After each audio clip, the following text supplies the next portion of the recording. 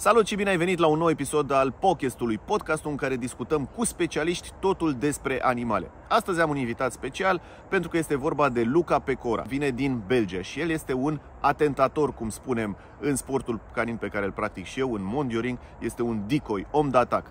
Ei bine, el și cu tatăl său au o familie care are o lungă tradiție în tot ce înseamnă mondioring și lucrul cu câini sportivi, mai ales cu malinois, dar nu numai, și vei auzi despre niște rase despre care poate nici nu știai că există, dar cu care se lucrează extraordinar de bine.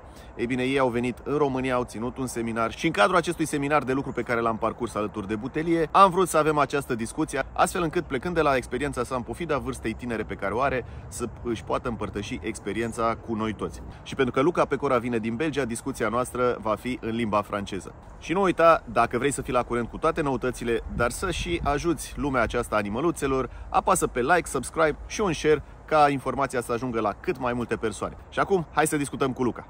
Bonjour mes chers amis, bienvenue à un nouveau épisode de notre podcast. C'est le podcast où on discute avec des experts du monde des animaux et spécialement du monde canin. Parce qu'aujourd'hui on va parler, c'est pour ça que d'ailleurs je fais cette introduction en français, parce qu'aujourd'hui le podcast c'est une édition spéciale. On va parler en français avec un bon ami à moi que j'ai rencontré il n'y a pas longtemps, mais avec lequel on travaille dans le mondioring. C'est un sport magnifique que je fais avec mon chien et que je vous invite à regarder, à pratiquer aussi. Il vient de Belgique, maintenant on est en Roumanie. Derrière nous, c'est le terrain où on s'entraîne pendant ces quelques journées. C'est pour ça qu'on est habillé comme ça, même un peu transpiré. Luca Pecora, bonjour. Ça va? Merci premièrement, merci d'être ici. Merci à toi. Merci d'accepter de parler un peu. Aujourd'hui, je veux qu'on parle un peu de chiens en général, de chiens peut-être, ton expérience, tu es vraiment jeune, et je ne dis pas ça de manière négative, c'est vraiment admiratif à un jeune âge. Tu as 18 ans, ouais. Oui. Donc à 18 ans, il fait homme d'attaque et il se prépare aussi pour aller dans les concours avec son chien, donc il a déjà une grande expérience. Et puis je veux qu'on parle un peu du sport canin. Mondioring, évidemment, c'est le sport à travers lequel on s'est connu. Et puis à la fin, et ça je sais que c'est quelque chose qui intéresse beaucoup les personnes qui regardent, je veux qu'on parle spécialement du malinois, que tu connais très bien, ouais. Je connais de plus en plus, et je crois qu'il y a des choses très intéressantes que je veux te demander sur le malinois. Tu peux nous partager ton expérience. Okay. Alors tout d'abord, bon, je sais que ça peut être un peu bizarre comme question, mais pourquoi travailler avec les chiens? Et pourquoi ne pas, je ne sais pas, aller en vacances? Tu es jeune, pourquoi maintenant tu es à Bucarest, on est en Roumanie, pourquoi ne pas être, je ne sais pas, à la plage en Roumanie, qui est très belle aussi, je t'invite qu'on y aille d'ailleurs. Pourquoi travailler avec les chiens? Pourquoi travailler avec les chiens? Parce que c'est une passion depuis petit du coup. Ouais. C'est dans le sang, c'est dans les gènes. C'est dans la famille aussi, ouais, tu viens d'une famille, ouais. Tu es ici avec ton papa, Carmelo. Mon grand-père faisait déjà ça. Ton grand-père faisait déjà ça, raconte-nous un peu. Nous on s'est rencontrés, juste pour faire une parenthèse, j'ai eu le plaisir, vraiment le plaisir de connaître ton père, Carmelo, ton frère, Paolo et toi-même, à une compétition qu'on a eue à Timișoara, en Roumanie, il y a 2-3 mois je crois. Et déjà là j'ai vu vraiment un bon niveau. Maintenant, d'autant plus, je suis content qu'on puisse travailler ensemble. Mais je me suis rendu compte que c'est une famille de mondioring. Ouais, et tu me dis ton grand-père aussi. Alors, c'est quoi un peu l'histoire? L'histoire, c'est que mon grand-père a commencé. Ouais. Mon grand-père, il faisait l'élevage des bouviers des Flandres. Bouvier de Flandre, c'est un chien génial. Vous le faites encore? Oui, je travaille entre 4 bouviers des Flandres. Sérieux? Ouais, il faut qu'on parle de ça aussi. Pour le mondial. Ah ouais. Et donc, mon grand-père a commencé, mon père a suivi, mon frère. Et toi, tu es né pratiquement, dans le mondioring. C'est ça. Voilà, donc c'était pas vraiment un choix, on va dire ça. On va dire que c'est ma destinée. C'est ta destinée. Mais t'aimes ça, je vois ça. C'est ma passion, c'est mon travail que je veux faire. Oui. Et j'ai encore plein de choses à découvrir vu que je suis jeune justement. Oui. Et pour moi, ma vie sans chien, c'est pas ma vie. Donc ma vie est faite de chiens. Et quand tu dis ta vie est faite de chiens, tu veux dire juste chien pour travailler genre mondioring ou même chien? Parce que bon, il y a beaucoup de personnes qui nous regardent, n'importe où ils seraient dans le monde, ils ont un chien, peut-être ils veulent en prendre un. Alors je voudrais qu'on parle un petit peu de ça. À ton avis, pourquoi est-ce que c'est bien d'avoir un chien? Pourquoi c'est pas bien d'avoir un chien? Il faut qu'on adresse aussi ce problème-là, parce que, à mon avis, en tout cas à mon expérience, pas tout le monde devrait avoir un chien, ou alors tu devrais avoir un chien juste après, seulement après avoir bien réfléchi à ça. Qu'est-ce que ça veut dire pour toi avoir un chien, genre comme un animal de compagnie, pas forcément pour un travail? Pour moi, avoir un chien, c'est avoir on va dire un confident. Un confident. Tu vois, parce que j'aime bien ce choix de mots. Tu vas promener avec ton chien, tu fais beaucoup de choses avec ton chien, et la relation avec ton chien, c'est plus important qu'avec un humain, je dirais. Dans le sens que ton chien fait ressentir plus de choses qu'un humain pourrait te faire ressentir. On ne s'est pas parlé, mais je pense exactement la même chose. Tu vois, pour moi, c'est ma vision des choses. Et un truc qui est important à mes yeux, c'est l'entretien de son chien. On ne prend pas un chien pour se dire, ok, j'en prends un parce que c'est la mode. Il faut faire attention à son chien. C'est financier aussi un chien. Il faut l'emmener au vétérinaire, c'est croquettes. Il y a un pour et un contre, mais pour moi, avoir un chien, c'est plus important que d'avoir un ami. Tu vois? Parce que mon chien, je suis sûr que jamais il me trahira. Et ça, c'est important pour moi. Ça, c'est joliment dit, ça. Et pourquoi ne pas avoir un chien? Bon, pas forcément ne pas avoir un chien, mais quels sont... Tu m'as dit il y a des coûts. Tu as dit des coûts financiers, de temps. Explique-moi un peu le raisonnement derrière ce choix. Le fait de ne pas avoir un chien, tu as plein d'inconvénients qui partent. Le fait de... Si tu veux avoir un chien déjà, pour moi, la meilleure des choses, c'est d'aller dans un club pour faire travailler le chien. Un club d'entraînement. Que ce soit mondiaux, que ce soit agility ou même obéissance. En général. Pour moi, c'est important parce que le chien doit se défouler. Il doit apprendre des choses. Tu ne peux pas laisser le chien là et dire « Ok, j'ai un chien maintenant ». C'est important d'aller dans un club pour le travailler dans toutes les sortes. Et ça prend du temps, de l'argent. Et pour moi, c'est les deux choses importantes. C'est temps et argent, c'est les inconvénients d'avoir un chien. Raconte-moi sur ton chien ou tes chiens, parce que honnêtement, je ne sais pas si tu en as un ou plusieurs. Dis-moi. J'en ai qu'un. C'est celui de papa. Ok. Et c'est comme si c'était le mien parce que je m'en occupe tout autant. Je l'aime comme si c'était mon chien. Donc, mais c'est pas toi qui l'as. C'est mon père qui le travaille. C'est à lui. Mais je l'aime comme si c'était le mien.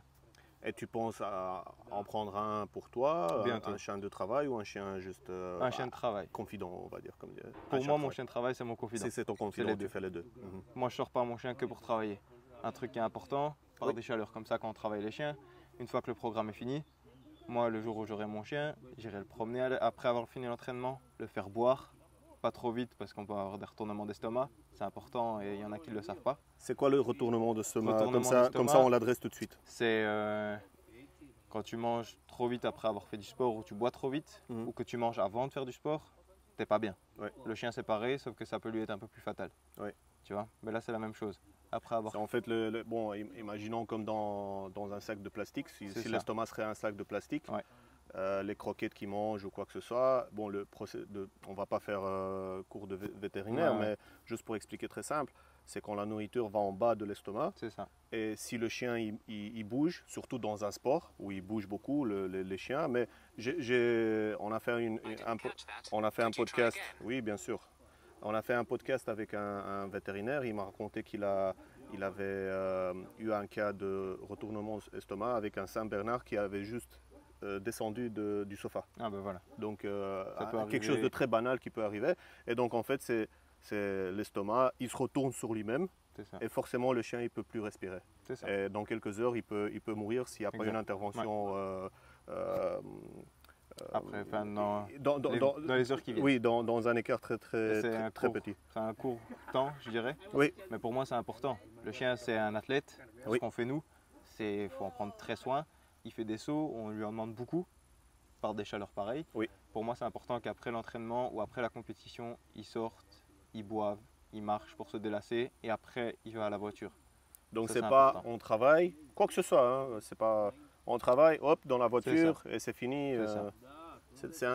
Déjà, ça, c'est un très bon conseil. Je me rappelle parce que tu me l'as dit aussi pendant ces jours-ci. Et donc, c'est une des choses, peut-être on n'y pense pas. Mais et aussi, une autre chose que tu as dit et que j'aime bien, le chien, c'est pas une machine. C'est ça. C'est pas un robot. C'est pas un robot. Ça reste un animal et on peut pas trop lui en demander non plus. C'est comme un humain, il va travailler 24 sur 24. À un moment donné, il va en avoir marre. Et le chien, c'est plus ou moins la même chose. Et on l'a vu. Et on l'a vu ici. On l'a vu avec des chiens qui te transmettent. Écoute, j'en peux plus, je suis à bout de mes ressources, c'est fini. Et je sais que même toi, tu as dit ok, c'est tout. Même si peut-être au début tu disais ok, on va faire 6 exercices. au bout de 4, tu as dit il ne faut pas plus que ça parce que c'est plus productif. Ça fait plus de mal que de bien. Et au final, le travail n'est plus bon du coup. Oui. Si le chien est à bout de force, on ne peut plus lui demander ce qu'on veut et les attentes ne seront pas les mêmes. Il risque de faire des erreurs qu'on devra retravailler après. Et ça, pour des dresseurs et pour des gens qui aiment les chiens, c'est pas bon.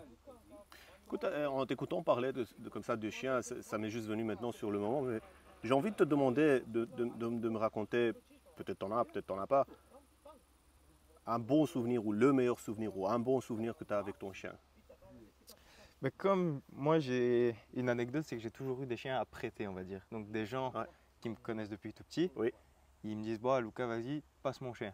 Et j'ai toujours passé les chiens des autres. Allez. Tu vois, ouais, c'est vrai. J'ai fait chien blanc avec un chien qui n'était pas le mien. Tu vois. Chien en blanc, c'est le chien qui va au début des compétitions. Je dis ça pour les personnes qui c'est pas un chien qui est blanc, mais c'est un chien qui va avant les compétitions passer tous les exercices, comme ça les autres compétiteurs ils peuvent regarder.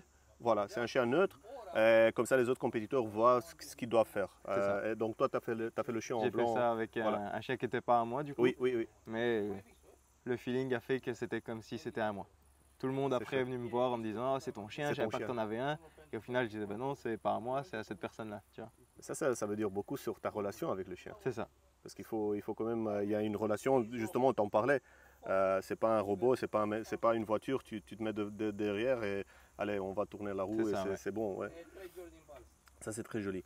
Alors, bon, tu viens de la Belgique et c'est le lieu de naissance, on va dire, du Malinois. Mais aussi, je voulais qu'on parle un peu de Mondioring, parce qu'il y a 2 sports d'ailleurs. Il y a le Mondioring et il y a le ring belge. Le ring belge. Il y a le ring français, on en a parlé un peu de différence. D'abord, dis-moi, parce que le Mondioring, c'est un sport qui est jeune, comparé à des autres. Il a une trentaine d'années, plus ou moins. C'est possible, quelque chose comme ça. Fin des années 80, début des années 90. C'est quoi le Mondioring? C'est quoi le Mondioring pour toi? Le Mondioring, pour moi, c'est un sport qui mélange agilité, obéissance et défense. Donc, c'est-à-dire les sauts, les positions, toutes ces choses-là, et la partie attaque. Et ce que j'aime dans ce sport, c'est qu'il faut s'attendre à tout. C'est vrai. Tu arrives à un concours le dimanche, il se passe quelque chose, tu vas dans 2 semaines, c'est plus la même chose. Ça change tout le temps. Tout le temps. Jamais on verra la même chose. Évidemment, au fur et à mesure des années, il y a des choses qui reviennent. Oui, bien sûr. Parce qu'à un moment donné, on tourne en rond. Oui. Mais c'est ça que j'aime bien, c'est qu'il faut tout le temps chercher à créer de nouvelles choses. Et ça, c'est ce que j'aime bien dans le mondiaux, c'est que on va arriver au concours, on se dit ok, qu'est-ce qui va se passer aujourd'hui? Qu'est-ce qui va se passer? On attend le chien en blanc pour voir ce qui se passe. Et ça, c'est ce que j'aime le plus dans ce sport, c'est que j'arrive pas en me disant ok, aujourd'hui la marche au pied, ça va être comme ça, comme ça, comme ça. C'est qu'on peut s'attendre à tout. Et du coup, tu sais que tu dois marcher au pied avec ton chien, mais tu ne sais pas le trajet ou la difficulté qu'il y aura. Ou bon, évidemment, si on va dans la partie de défense ou des attaques, on ne connaît jamais les scénarios de défense. C'est ça. Une fois, ça peut venir d'un homme d'attaque, de l'autre, de gauche, de droite, assis, debout. Et ça, je dois admettre que c'est une chose fascinante que je vois dans ce sport. Alors, dans le Mondioring, tu m'as parlé donc partie obéissance, partie agility, je veux dire obstacle, et la partie défense. Quelle est ta partie préférée d'ici? Pour le moment, je vais dire que c'est la défense, parce que c'est la partie qui me concerne le plus. Tu es un homme d'attaque, voilà comme on dit. Mais j'aime aussi la partie obéissance, parce que c'est du coup la relation avec ton chien qui fait que tu arrives à performer en obéissance. Si tu n'as pas ce feeling-là, en sachant qu'en concours, on n'a pas de laisse, pas de collier, on n'a rien. Exactement, très bien à dire ça. Le chien, il est là. Il est libre. Ou il peut ne pas être là. C'est ça. Parce qu'il faut aussi dire ça. Tu ne peux pas toucher ton chien.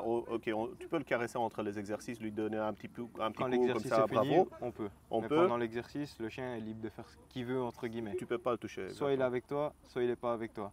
Et la carte feeling fait que tu peux réussir beaucoup d'exercices. Et c'est ça que je dis que c'est important, d'avoir un feeling avec son chien. Comment tu fais ce feeling? Comment tu le développes? Depuis petit. Depuis que le chiot est petit, tu es beaucoup avec ton chien. Il faut faire beaucoup de sorties du coup avec son chien pour avoir le feeling. Jouer beaucoup avec lui. Passer beaucoup de temps avec. Si ça fait le feeling, c'est comme avec une personne. Tu vas passer plus de temps avec une personne, tu auras ce feeling ou tu l'as pas. Et ça arrive que des fois on ne l'a pas. Et quand c'est ça, on essaie de le travailler pour l'avoir. Ce feeling, il est important à mon avis, pas que dans la compétition, mais dans la vie réelle. En général. Quand tu es dehors, Bien et sûr. ton chien il voit un chat ou un autre chien ou quelqu'un qui joue avec des enfants qui jouent avec une balle. C'est sûr. Alors le fait que toi tu l'appelles et que ton chien préfère, au lieu d'aller sur le chat, sur la balle, D'aller ou vers toi, qu'il vienne vers toi, pour moi c'est la définition du feeling. tu as raison. Quel serait ton conseil pour ceux qui nous regardent, qui ont un chien? Mhm. Et à mon avis, c'est une des choses les plus importantes d'avoir cette chimie, cette connexion avec Ouais. ton chien, Ah ce ouais. feeling avec ton chien. Quels seraient quelques conseils qu'ils pourraient déjà commencer à faire maintenant avec leur chien? Ben, je vais me répéter, mais d'aller dans un club, déjà, ça aide beaucoup. Mhm. N'importe lequel, ou trouver un éducateur, Un éducateur de chien. pas un Ouais. comportementaliste, ça c'est important. Un éducateur canin et pas comportementaliste. Faut qu'on fasse la différence Ouais. entre les deux. Parce qu'un éducateur canin, c'est certainement quelqu'un qui a travaillé sur le terrain. Ok, Et un comportementaliste, c'est quelqu'un qui a étudié. ok, Et pour moi, la théorie n'est pas aussi importante que la pratique. bien sûr. Un chien, tu vas pas lui lire quelque chose pour qu'il fasse. Tu vas lui apprendre, tu vas Mhm. pratiquer pour qu'il le fasse. Et ça, pour moi, un éducateur, c'est ce qu'il arrive à faire. Ok, Donc, soit un club, soit un éducateur, ou apprendre à jouer avec son chien. Ça, c'est Ok. important. L'amour du maître, c'est quelque chose qui est très important. Mhm. Donc, pour moi, aller dans un club, ça va déjà aider à avoir ce feeling-là. Parce que dans la vie en général, on ne va pas t'apprendre à faire quelque chose. On ne va pas t'apprendre à avoir ce feeling. Ouais. Quelqu'un qui va te coacher, il va t'aider pour avoir ce feeling. Ça, Ça, c'est pour moi, très- c'est important. Non, non, ça c'est très important faire une petite parenthèse. Comment tu vois la vie, des chiens, la vie canine en Belgique, qui est ouais, un petit pays, on va dire. Mhm. On doit l'admettre. Je suis belge aussi, donc allez, personne n'est parfait. Je suis roumain aussi, mais je suis belge aussi. C'est un petit pays qui nous a donné beaucoup, Mm. beaucoup. Hein. Ring belge, Mondioring, NVBK. MVBK, des races de chiens qui sont au top Ouais. niveau, oui, on va dire, bon, le Malinois, tout le monde connaît le Malinois, mais le Tervuren, Ouais. tu parlais de Bouvier de Bouvier de Flandre, tellement de chiens, pour un petit pays, c'est quand même étonnant, c'est Ouais, bien. ouais. Alors, comment tu vois la vie en Belgique du point de vue des chiens? Ben, en termes sportifs, Oui, oui. je vais parler. Les chiens sont très bien entretenus. Et ce que j'aime bien en Belgique, parce que j'ai pas vu ailleurs, Oui. et ce que je remarque en Roumanie, Oui. c'est que nous, on travaille beaucoup la morsure du chien.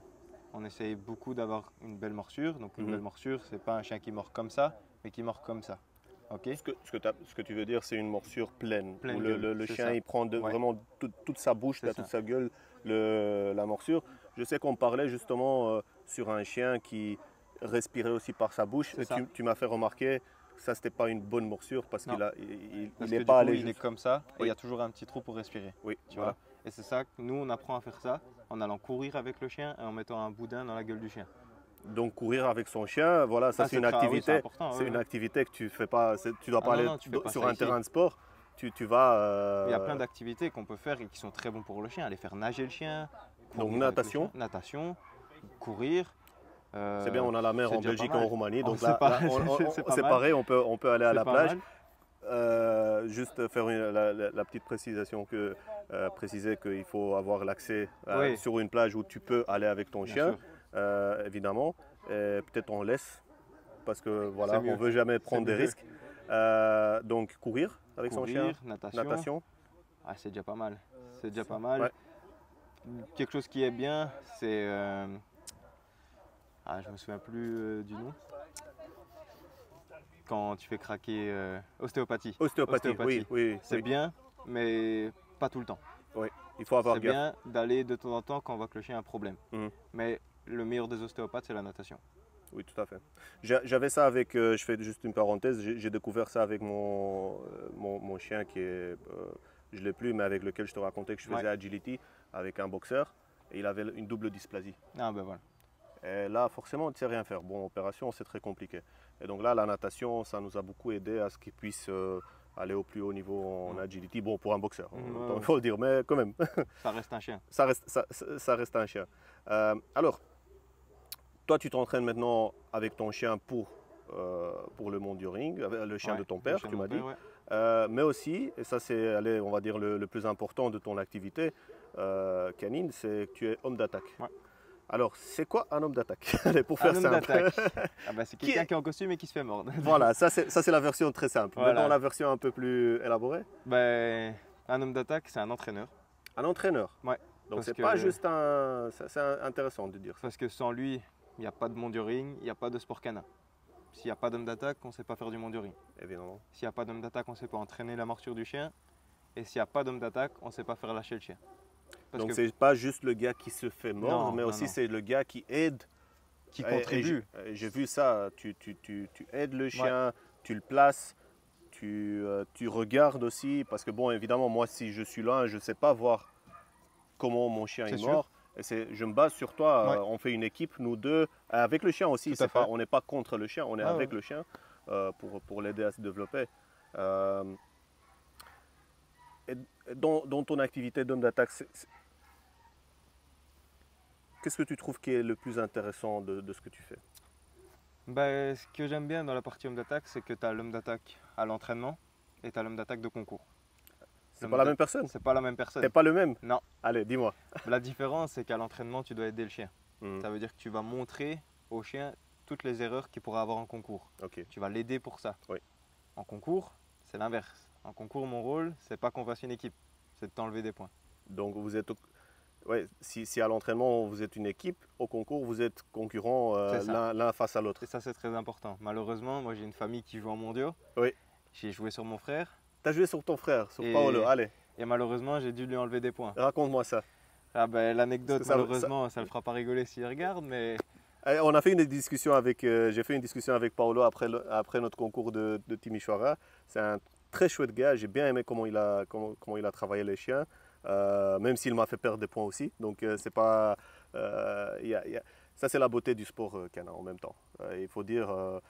Bon, il y a des tensions, il y a des orgueils, mais Ouais. à la fin de la journée, je crois qu'en on grosse boit un verre, majorité, on est tous contents. on est tous contents, on se connaît. Sans le mondial, on ne serait jamais C'est connus, sûr. toi et moi. C'est vrai. Donc ça, c'est un des grands avantages. Alors, raconte-moi l'anecdote. Ben, il y a bientôt un an, j'ai fait mon premier championnat de Belgique Mhm. en catégorie 3 Donc, à 17 ans. à 17 ans. Et ben, je passe le chien de mon frère. On commence, premier exercice, la garde objet. Et ce jour-là, je faisais une prise en parlant. Donc j'allais à la garde objet en parlant avec l'autre homme d'attaque. Il faut savoir qu'en monde du ring, on n'est pas censé parler.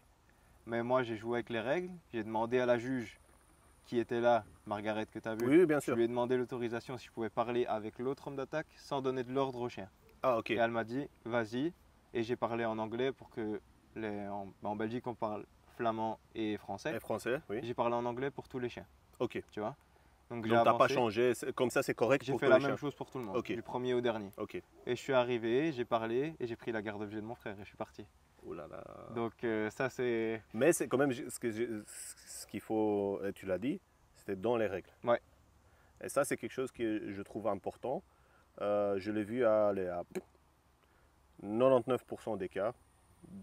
Peut-être tu peux me contredire si tu as, Mhm. une autre estimation. Les hommes d'attaque, ils respectent les chiens. ça J'ai fait vu partie du jeu. quelques exceptions, pas beaucoup. C'est Mhm. pour ça que j'ai dit 98, allez, 98, Ouais, ouais. 99% des cas. Allez, moi je fais toujours la parallèle avec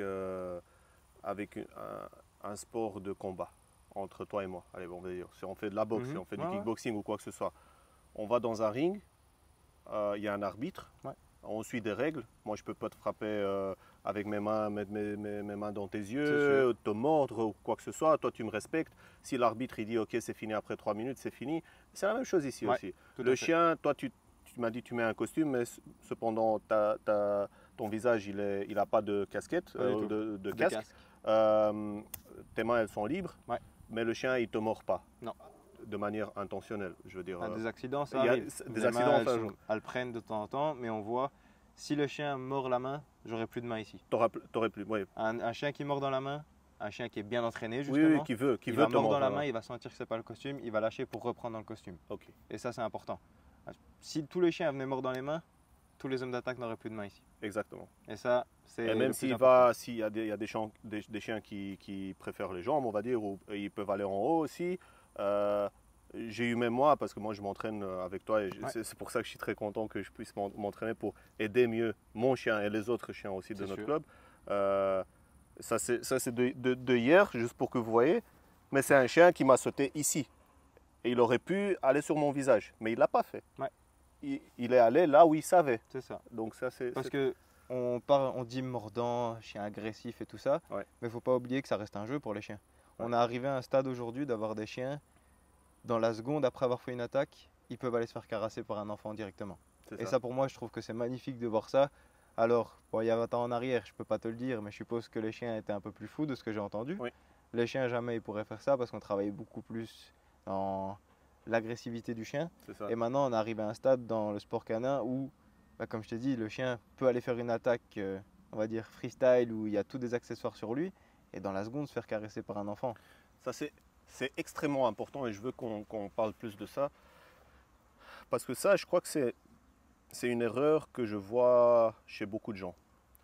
C'est-à-dire, bon, maintenant avec social media, avec Facebook, tout ça, YouTube, tout le monde voit des vidéos avec ces chiens qui font des choses magnifiques. Ouais. Bon, ils sautent à 2 mètres 30, ils sautent de manière spectaculaire sur toi, en haut. Bon, c'est spectaculaire, c'est magnifique à regarder. Mais, comme tu l'as dit très bien, ça se passe dans un espace prévu pour ça. Ça se passe avec des règles. C'est sûr. Et ça ne se passe pas en dehors. Et ça, c'est très important à dire. On va pas aller faire moi je l'appelle ça de la défense, pas du mordant. Oui. On va pas faire de la défense sur le parking où il y a 15 personnes. Oui. Tu vois, on pourrait le faire parce que moi je suis sûr que si je me mets au milieu des personnes, le chien il va venir d'office sur moi. Ouais. Je suis habillé pour et le chien il est habitué à venir sur la combinaison, sur le costume. Ouais. On pourrait le faire, mais à quoi ça va nous servir? Ok. Alors, parce que j'ai pas oublié ce que tu m'as dit au début, que tu travailles avec des bouviers de Flandre. C'est ça. Je dois avouer que ça me fait rire parce que ça m'intéresse aussi et j'aime bien parce que j'adore voir, tu vois, des races qui sont pas si populaires et qu'on travaille avec. Par exemple, j'ai un ami en Roumanie, il m'a dit il y a peu de temps qu'il va faire du monitoring avec un Akita américain. Ah ouais. Je me suis dit, mais faire avec un Akita, tu vois. Et bon, il y a beaucoup de gens qui nous regardent et qui se demandent, bon, est-ce que je pourrais faire ça avec mon chien? La réponse est oui et non, je pense. Tu peux faire jusqu'à un certain point, mais il y a des limitations, des limites génétiques, des limites physiques que, voilà. Moi, j'ai eu ça avec mon chien en agility. Bon, mon boxeur, il était très rapide, mais il ne pourra jamais tourner aussi bien qu'un border collie. Parce que c'est comme ça. Il n'y a rien à faire. C'est la race qui est faite. Voilà. Mais avec un bon conducteur, tu peux quand même avoir une chance. Et d'ailleurs, ça, c'est quelque chose que je veux te demander.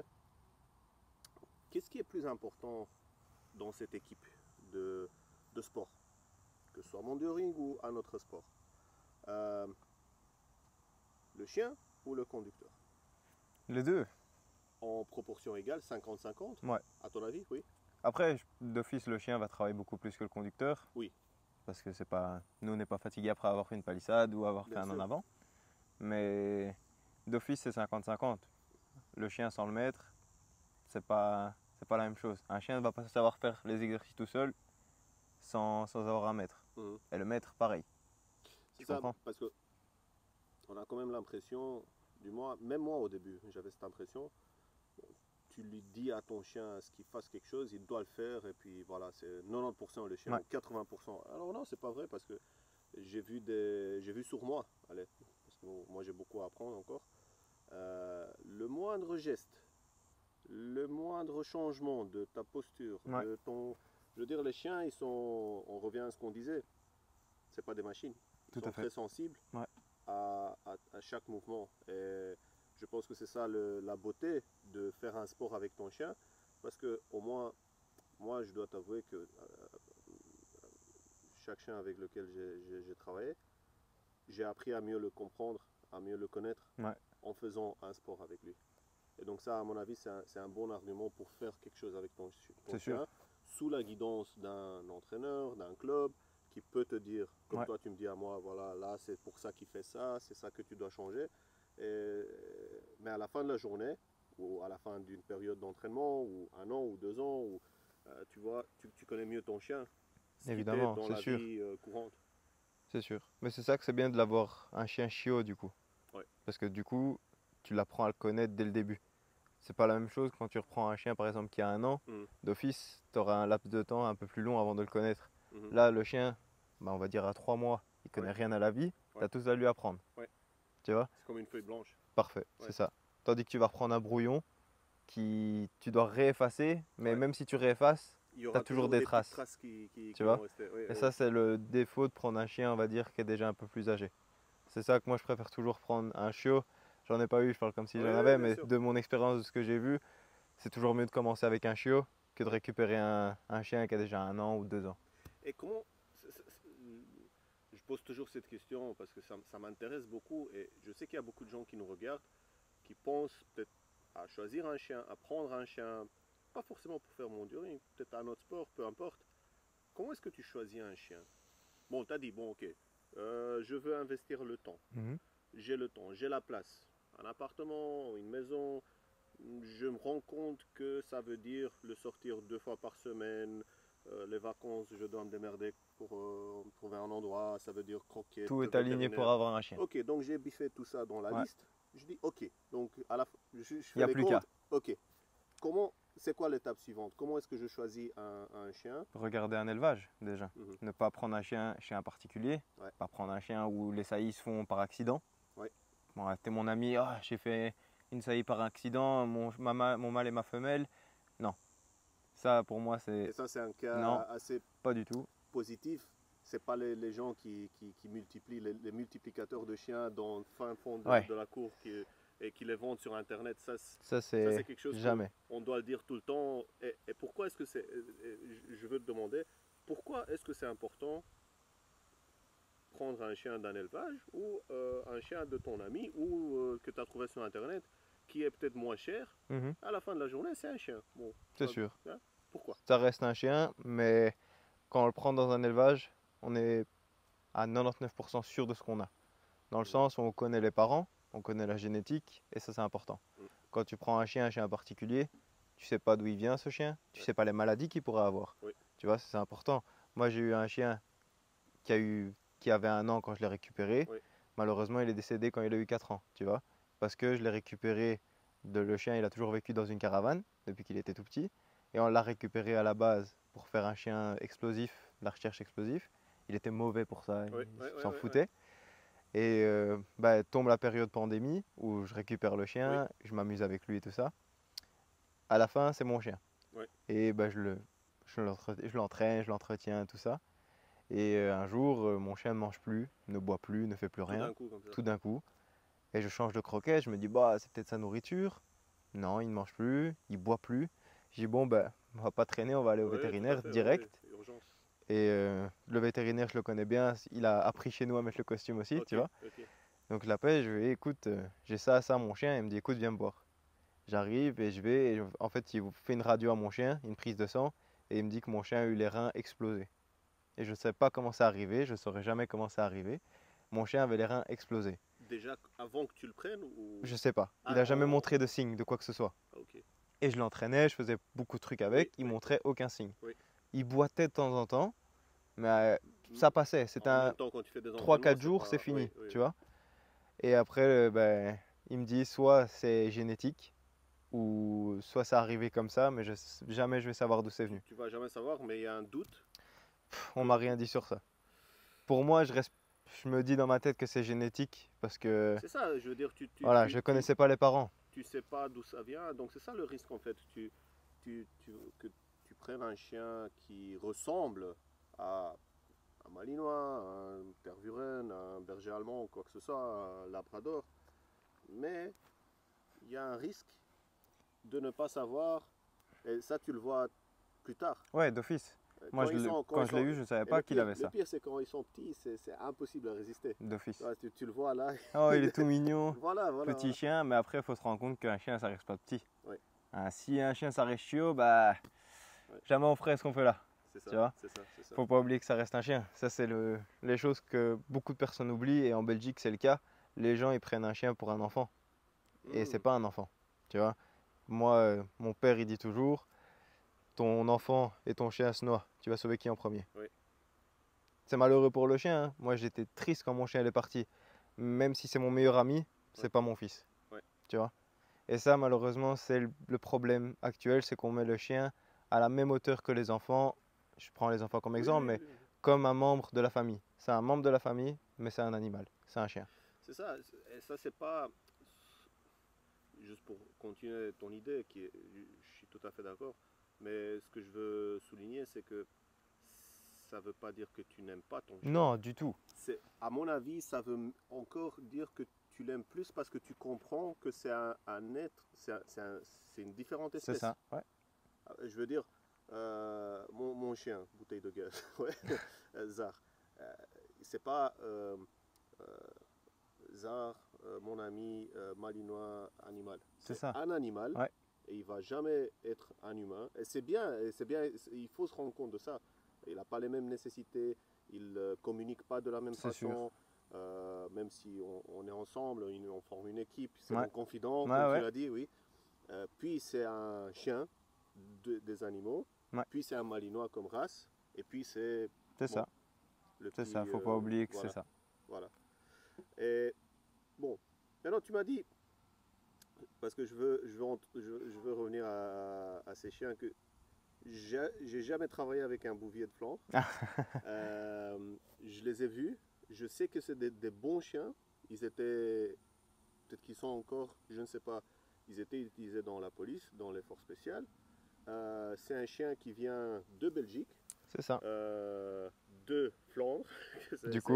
Du coup, c'est pour ça que c'est un bouvier de Flandre. Qu'est-ce que tu peux me raconter de ton expérience avec un bouvier de Flandre en ayant travaillé avec un avec quatre. Avec 4 bouviers des Flandres, c'est ça.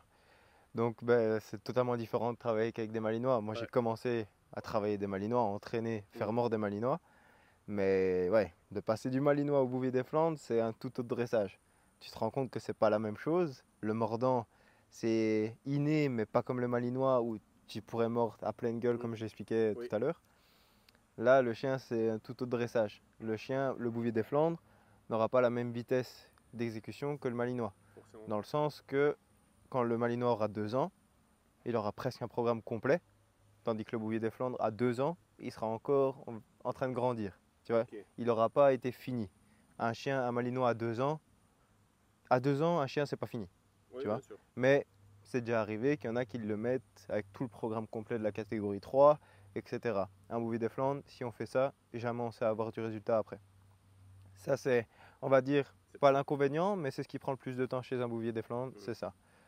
Donc déjà, c'est avoir plus de patience. C'est ça, ouais. Faut être très patient avec les bouviers, il faut être un peu plus calme avec eux, il faut leur montrer que aller les chercher en dessous des pattes avec les accessoires, il faut leur montrer beaucoup de choses pour pas qu'ils aient peur de ça. Mais une fois que c'est acquis, ça au même résultat qu'un malinois. Sérieux? On peut arriver à des résultats similaires. Un malinois pourrait être en dessous d'un bouvier dans les classements. C'est déjà arrivé. Il y a eu un bouvier qui a joué en mondiaux en Belgique il y a quelques années, de Valère. Il avait un bouvier des Flandres, il a joué au championnat de Belgique en catégorie 2, je m'en rappelle. Et le bouvier des Flandres tournait très bien. Donc ça reste une race. Le malinois, pour moi, à mes yeux, ça restera la meilleure des races parce que j'aime cette race-là. Mais le bouvier des Flandres a des chances d'être au coude à coude avec lui. Alors, parlons de malinois. Allez, adressons l'éléphant, comme on dit. Le malinois. C'est quoi le malinois pour toi? Comment est-ce que tu pourrais définir le malinois? Tu m'as dit la meilleure des races déjà? Le malinois pour moi, c'est, on va dire, le chien qu'on voit de travail en premier. Quand on me parle de malinois, moi je vois directement chien de travail. Le malinois pour moi, c'est pas fait d'être un chien de maison. Pourquoi? Parce que déjà, ça n'a pas la taille d'un chien de maison et ça n'a pas la même énergie qu'un chien de maison.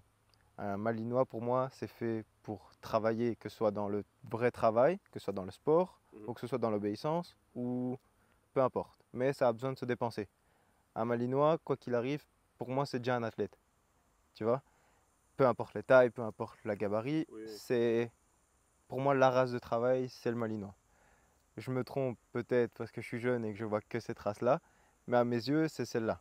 Quand j'entends chien de travail, chien de sport, je vois le malinois directement. Et il y a beaucoup de chiens de malinois qui sont en maison. Et quand ils sont en maison et qu'ils font rien, c'est comme ça qu'il y a des accidents.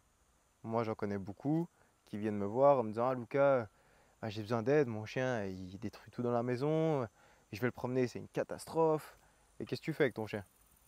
Bah je le promène, et tu le promènes où? Ah ben dans mon jardin.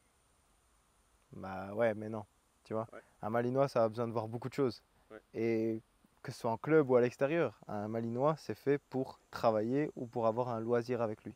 C'est pas fait pour être un chien de maison, couché dans le canapé à rien faire. Je pense que tu lui fais du mal à faire ça. Ouais, évidemment, À mon avis, c'est une le torture chien, de rester déjà, là à rien faire. moi, je pourrais aller même plus loin pour ceux qui nous regardent et qui n'ont pas de Malinois ou ils ont juste un chien. À mon avis, c'est juste mon avis, aucun chien n'est fait pour C'est le sûr, canapé. c'est sûr. Ça n'existe pas. Je suis d'accord. Tu me dis, ouais, mais mon chien il est fainéant, il veut pas. Écoute, c'est un cercle vicieux. C'est comme toi. Imaginons-nous, tu as parlé de la pandémie. Oui. Mhm. On était tous enfermés dans la maison, on faisait presque rien, on regardait la télé tout le temps. Juste essayons de nous rappeler comment on se sentait à ce moment-là. Et c'est qui nous a sauvé? Les chiens. C'est sûr. Parce Ouais. que C'était le seul moyen de sortir. C'était le seul moyen de sortir. Ça, c'est l'ironie des chiens. C'est la même chose avec les chiens. Si tu le gardes juste sur le canapé, à rien faire, il va devenir de plus en plus fainéant Ouais. et il va rien faire. Alors, avec un Malinois d'autant plus. Donc je pense que tous les chiens ont besoin d'une activité, C'est avoir sûr. un job. Ouais. Comme nous aussi, on va au sport, on sort avec les amis, on va à l'école, on va au travail, quoi que ce soit. La même chose, c'est pour un chien. Alors, Pareil. pour un Malinois, c'est d'autant plus. Et c'est pour ça que je veux te demander, tu m'as dit comment tu vois le Malinois. Est-ce que en Belgique, parce que je pense que ce que tu as dit, c'est en Roumanie, c'est la même chose, et je pense que dans le monde entier, n'importe où je regarde, on voit des vidéos très chouettes avec des Malinois qui font des choses extraordinaires. Ils sautent, ils vont des hélicoptères, Ouais. et on voit les vidéos. Puis la pire des choses pour une race, à mon avis, c'est de faire un film avec. Ouais. Donc tu as des films qui apparaissent avec certaines races et maintenant avec le Malinois. Le dernier, c'est il y a 2-3 ans qui est apparu, Max. Ouais. Et bon, les gens ils voient ça, ils disent C'est un effet de si mode. j'achète un Malinois, je pourrais D'office. faire Ouais, ça, ouais. je pourrais faire des petites vidéos, les mettre sur TikTok, Ouais. sur YouTube, et tous mes amis ils seront là. Et c'est pas ça du tout, est-ce que c'est ce que tu as dit? Non, pour moi, ça n'a rien à voir. Dans le sens, comme tu as dit, ça a un effet de mode. Ouais. Malheureusement, un chien, c'est pas un effet de mode.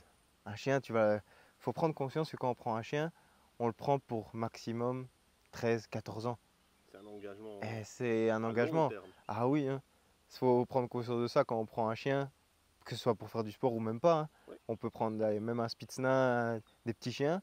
Tout à fait. Il faut prendre conscience que, entre guillemets, il va être dans nos pattes pour une dizaine d'années. C'est une responsabilité. Et ouais, c'est une grosse responsabilité et beaucoup de personnes oublient ça.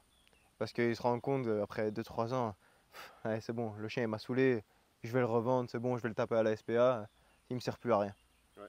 Et ça, malheureusement, Et je c'est vois un ça. animal et même s'il ne nous le dit pas, il a quand même des sentiments, le chien. Il ressent les choses. Écoute, ça c'est, à mon avis, il n'y a aucun débat là-dessus. Bon, même de manière juridique, il y a des cours d'instance qui ont décidé que les chiens, ils ont des sentiments, mais il fallait pas. Mais, à mon avis, les chiens, ils ont des sentiments et on le voit. Oui, c'est sûr. Oui, on travaille les chiens les deux.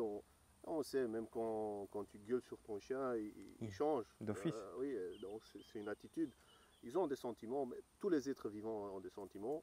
Il y a des études maintenant qui ont démontré que même les poissons, ils ont des sentiments, alors qu'on a pensé pendant longtemps qu'ils n'avaient pas. Ça, c'est un autre débat. Mm. Mais c'est vrai qu'on est responsable sur ça, sur cette vie, Ouais. qui, allez, pour être franc, c'est pas le chien qui a choisi d'être dans notre Ah famille. non, on l'a choisi. On l'a choisi. C'est pas lui qui est venu toquer à notre porte en disant je veux venir chez toi. C'est pas lui qui est venu s'introduire dans la fenêtre et il a dit voilà, je suis là, démerdez-vous. Voilà. C'est nous qui, soit on l'a reçu, cadeau de quelqu'un, soit on est allé le chercher. Et ça, regarde, je te coupe, Dis-moi, un cadeau, on n'offre pas un chien comme cadeau. Ah, Tu vois? ça c'est. J'attendais à ce que tu dises ça, je voulais Ah pas non, te non, provoquer, mais on n'offre pas un cadeau. pourquoi on n'offre pas un cadeau? Parce Allez. que c'est pas un cadeau de Noël que tu déballes et que tu dis oh trop bien, je vais jouer pendant 2 semaines avec, après c'est fini. C'est pas un jouet. Tu vois, c'est pas un jouet, c'est un animal, c'est un chien. Sinon, tu peux acheter une peluche. Oh, sinon t'achètes une peluche et c'est pareil. Voilà. Mais le chien, c'est pas une peluche. Et c'est pour ça que je sais, c'est une mode, surtout pour les mecs, on va dire, à offrir à leurs copines, à leur famille. à leur amoureuse, un petit chien. Oui, c'est très mignon. Mais peut-être la fille, elle n'est pas prête pour avoir un chien. Après, ça peut être un beau cadeau, hein. Quand tu regardes, tu dis, ah, elle en parle depuis longtemps, elle Ouais. veut tel type de race, Exactement. on sait qu'on va peut-être en acheter un. Ça peut être un beau cadeau, mais quand on est préparé à déjà en avoir un. Tu vois ce que je veux dire? Oui, oui, Tu peux offrir un chien, mais tu peux pas faire la surprise d'en offrir un. oui. Tu vois? On doit s'y attendre à en Ça va avoir un. mal finir pour tout le monde. D'office. Soit le chien il va finir en SPA, soit le chien il va finir par être piqué. Et malheureusement, c'est. Bon, j'ai pas envie de dire la tragédie, mais c'est ce qui arrive à chaque fois qu'il y a une surprise dans les chiens. Les chiens, c'est des victimes Ah oui. sont des victimes de nos actions. Tout à fait. Et c'est ça le problème. Alors je vais te demander, pourquoi ne pas acheter un Malinois? Pourquoi ne pas acheter un Acheter Malinois? ou prendre ou choisir un Malinois. Ça dépend pourquoi. Si on compte pas faire quelque chose avec un Malinois, ça sert à rien d'en prendre un. Si on se dit pas qu'on va aller travailler avec lui ou faire une sortie avec lui, en sachant que c'est un chien fait pour ça, Ouais. faut pas en prendre un. Prendre une autre race. En sachant que chaque race, Ouais. a sa spécialité. Ça, on peut pas le renier. Et pour moi, le Malinois, sa spécialité, c'est le travail. Tout à fait. Donc voilà. Après, si on veut avoir un chien de maison, ben on prend un petit chien, un petit chihuahua ou un spitz nain, même si les spitz nains ils sont très forts dans tout ce qui est Oui, tout à fait, parcours et tout ça. faut pas négliger leur taille. Ah, tout à Ouais. fait. Et pour la petite anecdote, j'ai réussi à en faire mordre un dans une. Sérieux? Ouais, bah, c'était pour le délire, mais Ouais. j'ai réussi à en faire mordre un. Mais ouais, si on veut pas travailler avec un chien, prendre un petit chien de petite taille, un vrai chien de maison, et le sortir de temps en temps. Et voilà. Aller dans une SPA, Oui. un chien, prendre un Et chien. même dans le jardin, le petit chien, il kiffera dans le jardin, mais même dans le jardin, c'est pas marrant. Le chien il doit sortir, voir des trucs. Tout à fait. C'est Ouais, un voilà. rituel, aller Oui, hein. sortir avec ton chien et ça consolide cette relation dont tu À parlais. partir du moment que le chien voit que tu prends la laisse et qu'il est emballé, tu peux pas le nier que le chien a compris qu'il aime bien sortir. Bien sûr, Tu vois, ça c'est important. c'est une récompense. Alors, je veux te demander deux choses pour le final. La première, c'est parce que je suis sûr et certain qu'il y a beaucoup de gens qui voudraient avancer dans un travail avec leur chien, qui pourraient être inspirés par ton jeune âge pour faire ça. Quel serait ton message pour quelqu'un, des jeunes personnes qui Veut se lancer dans le pensent sport à faire du sport, à entraîner, un conseil ou des conseils pour eux? Bah, on va commencer déjà par aller dans un club. Mhm. Je me répète, mais aller dans un club pour apprendre, c'est la meilleure des choses. Moi, j'ai eu la chance d'être dedans, donc T'es né dans un club. j'ai pas eu le choix de chercher un club. Voilà. Mais le club, t'a pris. c'est ça, le club m'a pris à moi. Mais ouais, si on veut commencer, quelqu'un qui vient de haute part, qui veut se lancer là-dedans, qui recherche après un club, qui se renseigne d'abord. Oui. Savoir, parce qu'il ne faut pas se lancer dans un club de mondiaux si on aime bien le ring français. Bien sûr. Tu vois, il faut regarder, il faut analyser ce qu'on aime bien, ce qu'on n'aime pas, pourquoi. Et ça, c'est important. Bah, après, quand tu tombes dans le mondiaux et que tu es amoureux de ça, c'est ça. Oui. Mais moi, je suis un grand fan du ring français. J'ai été voir la finale, c'était incroyable. C'est comme si j'allais à Disney pour moi. Ouais. Ah, franchement, c'était incroyable. Moi, on ne peut pas me faire de plus beau cadeau que de m'emmener voir un championnat du monde ou un championnat ring français. Ça, c'était un très beau cadeau. Mais ouais, je suis un grand fan de ring français. Et celui qui veut se lancer dans un sport canin, il doit regarder, le comprendre et voir ce qu'il aime bien en fait. Parce que si tu n'aimes pas ce que tu fais, ça sert à rien de le faire. Qu'est-ce que parce que je vois que tu as cette passion et je veux te demander, qu'est-ce que tu as aimé le plus au dernier championnat de ring français? De ring français, bah, c'était les attaques. C'était, ah ouais, ouais. Et les esquives, les gardes-objets. C'est un autre monde. Ce que j'ai bien aimé, c'est que on l'a vu ici, j'aime bien faire un petit peu les Ouais. esquives et tout Ouais. ça quand on le demande, mais ouais, c'est autre chose. Et on apprend beaucoup en regardant. Qu'est-ce que tu as appris? Les Quelque chose techniques, quelque chose que tu ne savais pas et qu'en ayant là, tu as appris. Une chose ce que je savais pas, c'est Ça, je ne le savais pas. Ça, je dois le mémoriser. le problème, c'est que moi, je suis pas du genre à regarder Netflix et compagnie. Moi, je regarde des vidéos de chiens. Tu vois, je regarde des vidéos de ring français, de Déjà, mondiaux. ça, c'est un bon conseil. Ah ouais, ouais, faut regarder des vidéos. Et Si bon, on est pas... ceci dit, déjà, ceux qui regardent cette vidéo, c'est déjà bien. Donc Alors, magnifique. en plus, en regardant le travail, c'est encore mieux. Oui. Mais ouais, moi, je regarde tout le temps. Je suis passionné de ça. Donc, je regarde du ring français, du ring belge, du NBBK, tout. Mhm. Donc, je m'attendais à voir ce que j'ai vu. Ok. Tu vois. Donc j'ai pas appris dans le sens surpris, Oui, je savais pas c'était quoi, ouais, j'ai jamais mais vu ça. dans les attitudes des hommes d'attaque. Mhm. Parce que nous, on peut pas esquiver, mais les attitudes, on a le droit. Ok. Tu vois, il y a beaucoup d'attitudes. Bon, maintenant, en monduring, on a cet effet français, on va dire, où on travaille beaucoup au garde-objet en allant avec les mains et des choses Ouais. comme ça. Ça vient du ring français. Mais dans les attitudes de face-bâton ou des choses comme ça, les appels, les contre-appels, des trucs comme ça, c'est intéressant à voir en ring L'attitude, ça, c'est français. intéressant. L'attitude, ouais. Moi, on m'a toujours dit, si tu veux pas que le chien te morde, tu dois te mettre dans l'attitude que le chien va pas te toucher. Tu vois?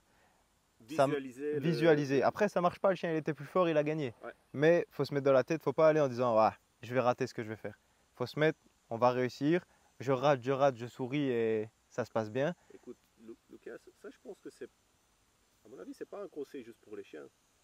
Visualiser que tu vas réussir dans la vie, visualiser que tu vas réussir ton examen, visualiser que tu vas réussir c'est pour tout ton ça. plan de vie. À mon avis, ça c'est quelque chose, ton attitude, ce que tu m'as dit, c'est très intéressant et c'est très beau. Ça c'est un conseil pour la vie. Ouais, c'est vrai. C'est vrai. Si Quand on regarde une autre forme, ouais, c'est vrai. Ouais. Et alors, qu'est-ce que tu conseilles à ceux qui ont un petit chien, un grand chien, on ne sait pas quel chien? Quel serait ton conseil pour les possesseurs, les propriétaires de chiens qui nous regardent? Dans quel sens?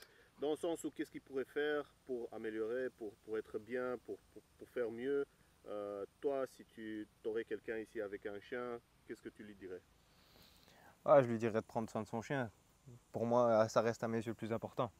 Quoi qu'il arrive, la santé du chien, pour moi, c'est primordial.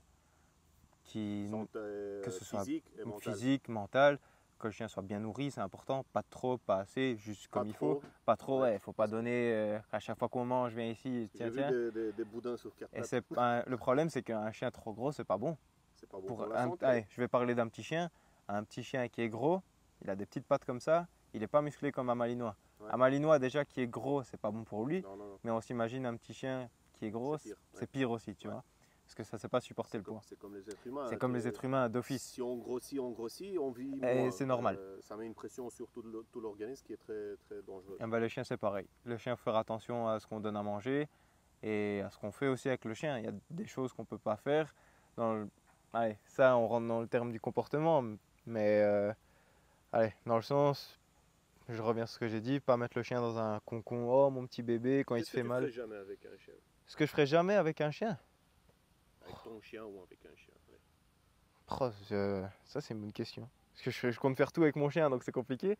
Mais on sait pas tout faire. Je dois pas faire ça. Un comportement qui serait pas bon pour lui Je pense le renforcer quand il pleure ou quand quelque chose comme ça.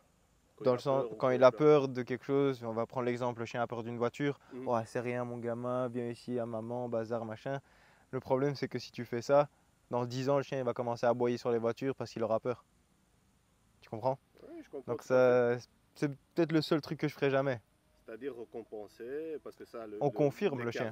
C'est une confirmation et une récompense que tu dis, tu donnes de manière affective. C'est sûr, chien. Ouais. Et en fait, ce que tu es en train de lui transmettre, c'est bien d'avoir peur parce que maman ou papa vont. Bon, on va t'aider. T'as peur? Viens, je vais te montrer. Voilà. Tu vois? Ouais, ça, c'est primordial. Mais c'est comme un enfant. Un enfant, il a peur de quelque chose. Tu vas pas dire, oh, viens près de moi. Lui, il va savoir qu'à chaque fois qu'il pleure, il aura des câlins. Tu vas lui. Viens avec moi, je vais te montrer. Tu vois? Très bien. Lucas, merci beaucoup merci à toi. Pour cette discussion. J'espère que ça vous a plu. Moi, en tout cas, j'ai beaucoup appris. Je sais qu'on verra Lucas dans beaucoup de compétitions. J'espère nous rencontrer très vite. Si vous avez aimé cette vidéo, n'oubliez pas de la distribuer à vos amis et mettez un petit like là. Ça aide à l'éducation, aux chiens et à nous tous à avoir un meilleur monde. Jusqu'à la fois prochaine. Au revoir.